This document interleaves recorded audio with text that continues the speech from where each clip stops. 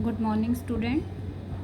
आज हम class 7th का चैप्टर 10 पढ़ रहे थे, अपूर्व अनुभव, जो कि एक संस्मरण है जिसके लिखा है तेतुस्को कुरियानाकी।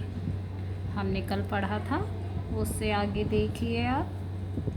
फिर क्या हुआ? गर्मी की छुट्टियों के कारण सब सूना पड़ा था। यासुकी-चान उससे कुल जमा एक ही वर्ष बड़ा था, पर तत्तो-चान को वह अपने से बहुत बड़ा लगता था।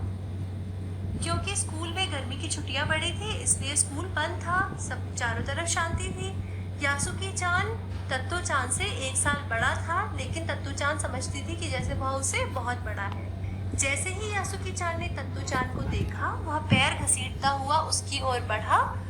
उसके हाथ अपनी चाल को स्थिर करने के लिए दोनों ओर फैले हुए थे।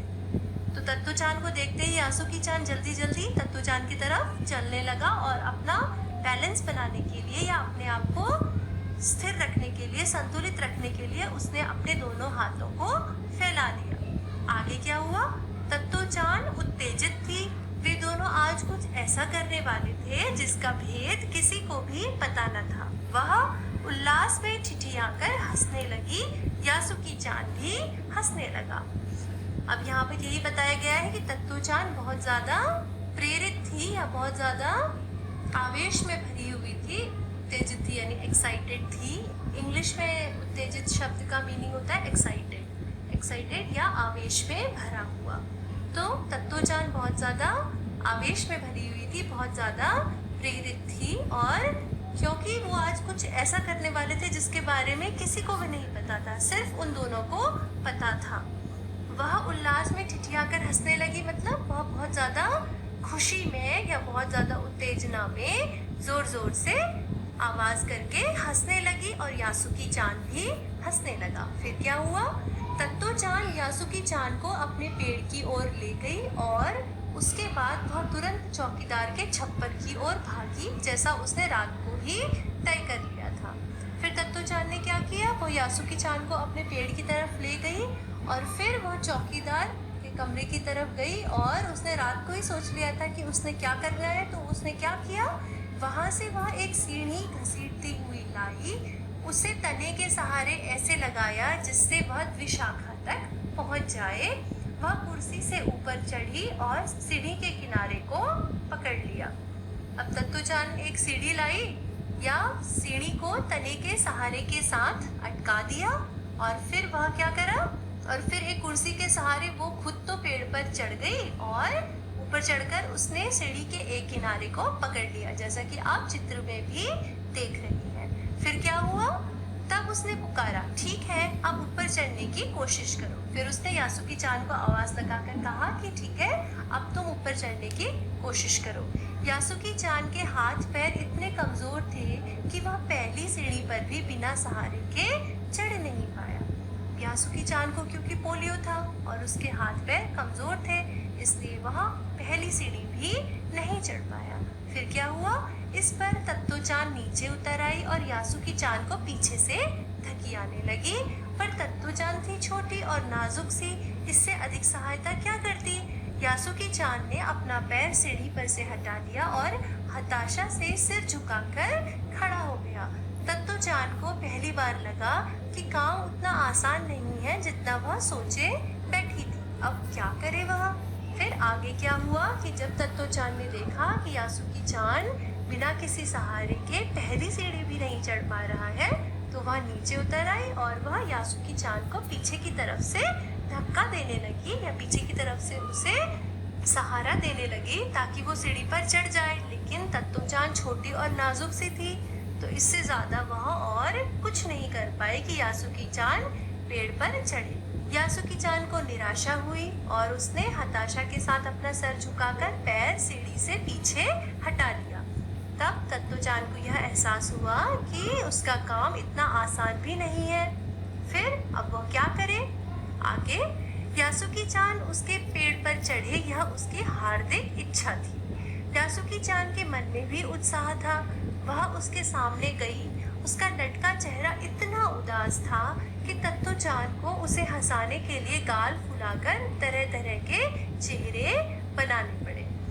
तत्तो-चान की हार्दिक इच्छा थी, अर्थात तत्तो-चान दिल से चाहती थी या उसकी बहुत ज्यादा इच्छा थी कि यासुकी-चान उसके पेड़ पर एक बार चढ़े। और यासुकी-चान भी बहुत ज्यादा उत्साहित था क्योंकि वो कभी पेड़ पर नहीं चढ़ा था, तो उसको भी उत्साह था कि वह पेड़ पर चढ़े।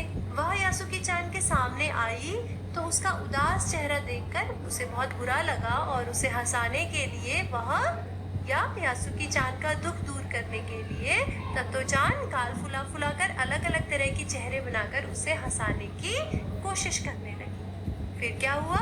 ठहरो, एक बात सूझी है। वह फिर चौकीदार के छप्पर की ओर दौड़ी और हर एक चीज उलट पुलट कर देखने लगी। आखिर उसे एक तिपाई सीढ़ी मिली जिसे थामे रहना भी जरूरी नहीं था। वह तिपाई सीढ़ी को घसीट कर ले आई तो अपनी शक्ति पर हैरान होने लगी। तिपाई की ऊपरी सीढ़ी द्विशाखा तक पहुंच रही थी। अब क्या हुआ? अचानक उसे लगा कि वो दोबारा चौकीदार के छप्पर की तरफ जाए और कुछ ढूंढे। तो उसने क्या कहा? उसने यासुकी-चान से कहा, ठहरो, एक बात मेरे दिमाग में आई है। वह दौड़कर चौकीदार के छप्पर की ओर गई और छप्पर में हर चीज को उलट पुलट कर देखने लगी और वहां उसे एक तिपाई सीढ़ी मतलब 3 पैरों वाली सीढ़ी मिली जिसको कि पकड़े रहना जरूरी नहीं था, वह सीधे खड़ी रह सकती थी। तो वह उस सीढ़ी को घसीट कर ले आई और पेड़ की द्विशाखा तक या पेड़ की मोटी डाल तक उस सीढ़ी को टिका दिया।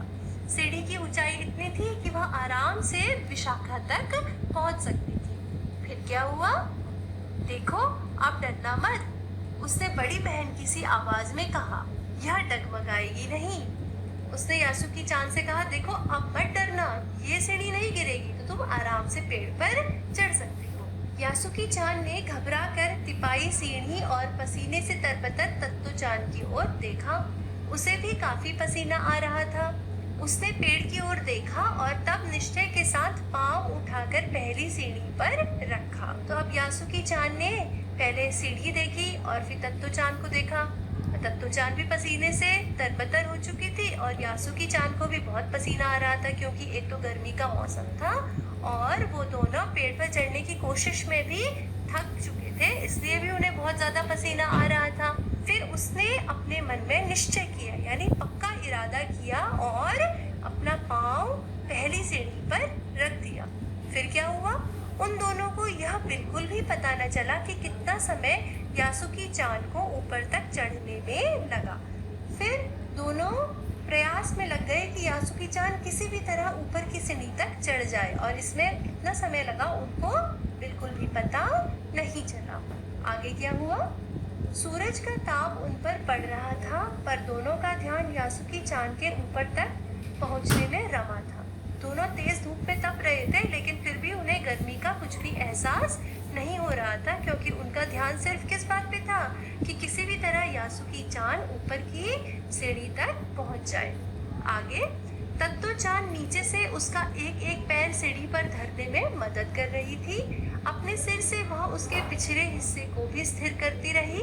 यासुकी-चान पूरी शक्ति के साथ जूझ रहा था और आखिर वह ऊपर तक पहुंच गया। तो इस तरह दोनों ने बहुत ज्यादा कोशिश करी, मेहनत करी। तत्तो-चान ने यासुकी-चान को बहुत ज्यादा सहारा दिया और यासुकी-चान ने भी हिम्मत करके पूरी शक्ति के साथ सीढ़ी चढ़ने का प्रयास किया और अंत में क्या हुआ कि वह आखिरी सीढ़ी तक पहुंच गए। फिर